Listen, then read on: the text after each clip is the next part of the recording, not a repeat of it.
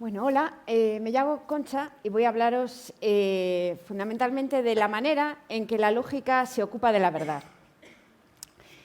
Un colega mío de departamento tenía en su puerta una foto de un anuncio de coches de hace unos años que decía «La lógica te conducirá a la verdad». Yo creo que lo tenía por dos motivos. El primer motivo porque era un eslogan estupendo y el segundo porque precisamente indicaba aquello de lo que la lógica no se ocupa. Si yo digo, por ejemplo, hoy llueve en Santiago, esto es un enunciado informativo que nos dice algo acerca del mundo. Es lo que los lógicos denominamos una verdad material. Pero la lógica no se ocupa de ese tipo de verdades. En el caso del anuncio, la verdad en cuestión era pues, que había que comprarse el coche en cuestión. ¿De qué se ocupa la lógica? Bueno, pues se ocupa de lo que denominamos verdades lógicas. Por ejemplo, si yo salgo por la mañana de casa, es de noche todavía, no sé si tengo que llevar paraguas o gabardina, y pregunto, ¿llueve? Y si me contestan, ¿llueve o no llueve? Pues no me han dicho nada. Y eso es un ejemplo de una verdad lógica. Es un enunciado que es verdadero en toda situación posible y, por lo tanto, no nos dice nada acerca del mundo que nos rodea. En el lado contrario de las verdades lógicas están las contradicciones o las falsedades lógicas. Y estos son enunciados que son siempre falsos. Y lo que ocurre es que tienen demasiada información, que decimos nosotros. ¿Y por qué? Bueno, pues porque según la concepción clásica de la lógica, de una contradicción se sigue cualquier cosa. Esto nos lleva a la siguiente manera en la que la lógica se ocupa de la verdad y tiene que ver con la validez, que es una propiedad que definimos, es la manera técnica de denominar a las argumentaciones correctas. ¿Está? Y para aclarar un poco la terminología, pues una argumentación es una entidad lingüística formada por enunciados y que tiene una estructura. Se estructura en premisas y conclusión. Normalmente, si el argumento es correcto, la conclusión se sigue de las premisas. ¿Vale? Entonces, esta propiedad de la validez tiene que ver con la transmisión de la verdad. Por ejemplo, todos los perros son felinos, todos los felinos son mortales, luego los perros son mortales. Esa argumentación tan tonta tiene una estructura lógica que está representada ahí a la derecha. Las mayúsculas están en lugar de propiedades. Pues esta es la manera en la que Aristóteles ideó, una manera no muy sofisticada, de representar la estructura lógica de los enunciados y de los argumentos. Entonces, el que un argumento sea válido, sea correcto, tiene que ver con su estructura lógica. Si su estructura lógica es una buena estructura, es correcta, entonces va a transmitir la verdad. ¿Y por qué? Bueno, porque dada esa estructura, es imposible que en el caso de que las premisas sean verdaderas, la conclusión sea falsa. En el ejemplo que tenemos antes, lo podemos representar gráficamente así. La estructura era todo A es B y todo B es C.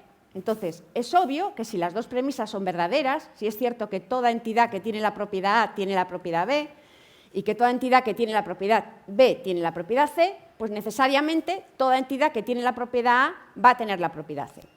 Pero tenéis que tener en cuenta que podemos tener un argumento válido con premisas falsas y conclusión falsa. ¿Está? En ese sentido, la lógica no se ocupa de la verdad material, tal y como decíamos antes. Bueno, también hay argumentos no válidos, argumentos no incorrectos. Son argumentos en los que podemos tener premisas verdaderas y conclusión verdadera, como el que tenemos ahí a la izquierda. Todas las viguesas son gallegas, todas las viguesas son europeas, luego todas las gallegas son europeas. La estructura del argumento es la que aparece en el medio. Y a la derecha tenemos lo que llamamos un contraargumento, otro argumento con la misma estructura lógica que el primero, que es la que aparece en el medio, pero que tiene premisas claramente verdaderas y conclusión falsa. Si lo veis gráficamente, lo que simplemente nos dice es que todo lo que es A es B y todo lo que es A es C, pero no se establece ninguna relación entre B y C. Y eso hace que esa estructura lógica no transmita la verdad. Bueno, pues esto nos lleva a un tipo de argumentaciones que son bastante populares, que son las paradojas. Entonces, voy a presentar primero la paradoja de Galileo para aclarar un poco el concepto de paradoja y luego voy a presentaros una paradoja que es muy famosa en lógica y que es la paradoja del mentiroso. Bueno, entonces, se denomina esta paradoja de Galileo pues porque esta argumentación que os voy a resumir ahora resultaba paradójica para Galileo y para muchas otras personas y para los medievales también. La cuestión es que se presuponía, se asumía al principio de que el todo es siempre mayor que la parte, ¿de acuerdo? Entonces, lo que pretendían era entender qué era el infinito. Entonces, aquí ponemos como representación del infinito dos conjuntos. Arriba, el conjunto de los números naturales y abajo, el conjunto de los números pares. Descubrieron que se podía establecer una correspondencia uno a uno entre los naturales, entre todos ellos, y una parte del conjunto de los naturales, que son los números pares. Eso significaba que hay tantos números pares como números naturales. El todo es igual a la parte. Entonces, esto tenían una argumentación con premisas en principio correctas, una cadena de razonamiento, una conclusión claramente falsa. Se encontraban con el problema de que esto suponía una paradoja para ellos. Bueno, ¿cómo se resolvió esta paradoja? Pues muchos siglos después, en el siglo XIX, Georg Cantor, un matemático, simplemente cayó en la cuenta de que lo que ocurría, propuso lo que se llama o se conoce como teoría intuitiva de conjuntos, y lo que él proponía es que precisamente el rasgo definitorio de los conjuntos infinitos es que algunas partes de esos conjuntos tienen la misma cardinalidad que el todo. Entonces, él encontró una manera de explicar que aquella conclusión que parecía falsa no lo era en realidad. Bueno, pues vamos con la aclaración terminológica. Una paradoja es una argumentación más una cadena de razonamiento de la que parece deducirse una conclusión considerada falsa, partiendo de premisas claramente verdaderas y además nos parece que nuestra cadena de razonamiento es totalmente correcta, que no hemos cometido ningún error. Si os dais cuenta, el que una argumentación resulte paradójica va a ser relativo a un sujeto o a una comunidad de sujetos. Lo que puede ser paradójico para uno no tiene por qué serlo para otro, ¿de acuerdo? Entonces, la cuestión es, nos dice, ¿tenemos alguna manera de resolver una paradoja? ¿Cómo podemos enfrentarnos a una paradoja cuando nos encontramos con ella? Bueno, pues hay 3 puntos que podemos cuestionar. Lo primero una cuestión que podemos hacer es plantearnos que a lo mejor alguna de las premisas que nos parecía claramente verdadera en realidad no lo es. Bueno, y esto es así porque sabemos que de premisas verdaderas no se puede seguir una conclusión falsa, según decíamos al definir una argumentación correcta. Bueno, entonces, ¿cómo resolvemos la paradoja? O bien alguna de nuestras premisas es falsa, o bien nuestra cadena de razonamiento que nos parecía correcta, pues no lo es, o bien la conclusión que nos parecía claramente falsa o incluso contradictoria, pues resulta que no es lo que parecía. Y esto es lo que pasaba en el caso de Galileo. Bueno, pues una vez que tenemos una ligera idea de lo que es una paradoja, os voy a explicar una paradoja que descubrió en el siglo IV antes de Cristo un griego, Eubúlides, y que se conoce en la literatura como la paradoja del mentiroso, y que sobre cómo resolverla, como veremos, no hay en absoluto acuerdo. Entonces, os voy a presentar la paradoja de la siguiente manera. Se trata de un reo imaginario, que en un país imaginario, hace algún tiempo, algunos siglos, pues la autoridad penal competente, estaba condenada a muerte, y la autoridad penal competente le dice, ¿puede usted decir sus últimas palabras? Si sus últimas palabras son verdaderas, entonces le vamos a colgar en el altar de la verdad. Se supone que esto era lo último que le quedaba a la persona en cuestión, que era el honor de ser colgado en el altar de la verdad. Continúa la autoridad competente. Si por el contrario sus palabras son falsas, le vamos a colgar en el altar de la mentira. Así que tiene usted la palabra, puede decir las últimas palabras. Bueno, pues resultó que el reo en cuestión era aficionado a los pasatiempos lógicos y consiguió decir unas palabras que bloquearon a la autoridad competente y evitaron que lo colgaran. Y esas palabras fueron, me van a colgar en el altar de la mentira. Entonces, una vez que el reo dijo las últimas palabras, la autoridad competente tenía que dictaminar si eran verdaderas o falsas, ¿de acuerdo? Pero claro, si le cuelgan en el altar de la mentira, entonces sus palabras son verdad y habría que colgarlo en el altar de la verdad. Luego una contradicción. Entonces será que es falso. Si le cuelgan en el altar de la verdad, entonces sus últimas palabras son mentira y habría que colgarlo en el altar de la mentira. Pero también llegamos a una contradicción. O sea que la autoridad competente es incapaz de determinar si las palabras que ha dicho el reo son verdaderas o falsas, con lo cual no puede ejecutar el dictamen. Bueno, pues esta paradoja es una paradoja muy importante, bueno, en el ámbito de la lógica, y hay varias soluciones. Digamos que no hay unanimidad respecto a cuál es la solución adecuada. El primero que propuso una solución fue un lógico polaco, Alfred Tarski. En realidad publicó el artículo en polaco en el año 33 y en inglés en el año 34. Y él estaba preocupado por cuestiones muy técnicas de lógica y necesitaba una definición del predicado es verdadero para poder aplicarlo a un lenguaje.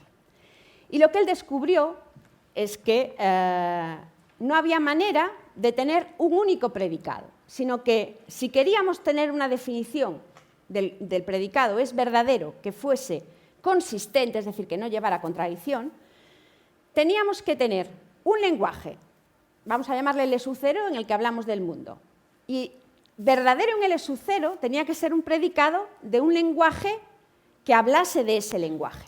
Y si queríamos definir lenguaje en el SU1, verdadero en el SU1, teníamos que usar a su vez un metalenguaje para definir verdadero en ese lenguaje. Claro, esto era una solución para los lenguajes formales, de los que se ocupaba él, y desde luego fue una solución que propició desarrollos muy importantes en el ámbito de la semántica de la lógica. Pero claro, no convenció a todo el mundo.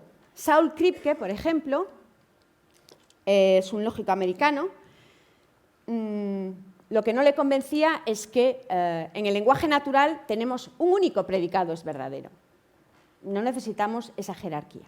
Entonces propuso otra solución, propuso una manera para ir definiendo el predicado es verdadero para un lenguaje que se iba enriqueciendo poco a poco. Pero, ¿cuál fue el precio que tuvo que pagar, que se paga en su solución? Pues que hay enunciados que no son ni verdaderos ni falsos. Uno de ellos es, por ejemplo, el enunciado de esto es mentira, lo que estoy diciendo ahora es mentira. ¿Está? ¿Qué pasa entonces? Que si os dais cuenta, a lo que está renunciando es a un principio básico de la lógica, que es el principio de bivalencia y que es un principio que está subyaciendo a toda nuestra deducción de la paradoja, cuando decimos, pues este enunciado tiene que ser o verdadero o falso. No contemplamos que hay enunciados que no son ni verdaderos ni falsos. O sea que su solución significa renunciar a un principio elemental en la lógica clásica. Pero todavía hay alguien más rompedor que Kripke. Y este alguien es Graham Priest, que es un lógico australiano que en el año 83 propone su solución. Está en la línea de la solución de Kripke, en el sentido de que quiere que haya un único predicado es verdadero, como ocurre en el lenguaje natural, pero lo que él nos va a decir es que hay contradicciones verdaderas. A estas contradicciones verdaderas las llama dialeteyas. ¿Está? Y lo que supone esto es que renuncia o dice que hay un principio también elemental y siempre considerado verdadero en lógica, que es el principio de no contradicción, y él lo que va a decir es que no es universalmente válido. En algunos casos muy especiales, como el caso de frases como estoy mintiendo, en el caso de las dialeteyas, pues este principio no está funcionando. ¿Qué oraciones son las que tienen esa propiedad de ser contradicciones verdaderas? Es algo que la lógica no nos puede decir según él. Además, todo esto se resuelve en que aquel principio del que se hablaba al principio, de que de una contradicción se sigue cualquier cosa, va a cambiar. Vamos a cambiar también nuestra lógica. No todas las contradicciones van a ser iguales. Las contradicciones no van a dar lugar a cualquier cosa, sino solo a ciertas cosas. Y esto, por ejemplo, ha dado lugar a lo que se llama lógica paraconsistente y que se usa, para que le veáis un poco el sentido, a cosas como para gestionar bases de datos, en las que localmente podemos tener una contradicción, pero eso no quiere decir que queramos que cuando alguien entra en Internet pueda reservar un asiento en cualquier avión, sino que tenemos que resolver esa inconsistencia local que tenemos. Bueno, y ya para terminar, seguramente os parecerá algo que es obvio, y es que estas teorías no explican por qué la verdad es algo que las personas buscamos, tampoco explican el papel que la verdad desempeña en nuestras vidas intelectuales ni en nuestras actividades comunicativas, tampoco el papel normativo de la verdad, ni nos dan un criterio para determinar si un enunciado es verdadero o no. Se ocupan de lo que llamamos las propiedades formales del predicado es verdadero. Sorprendentemente, ese predicado tiene propiedades muy especiales. Ahora bien, sí que creo que es interesante tener en cuenta que las soluciones a las paradojas nos muestran, o espero que nos hayan mostrado, que cuestionar nuestros supuestos, incluso los más básicos, es una buena metodología, y no solo cuando se hace lógica. Gracias.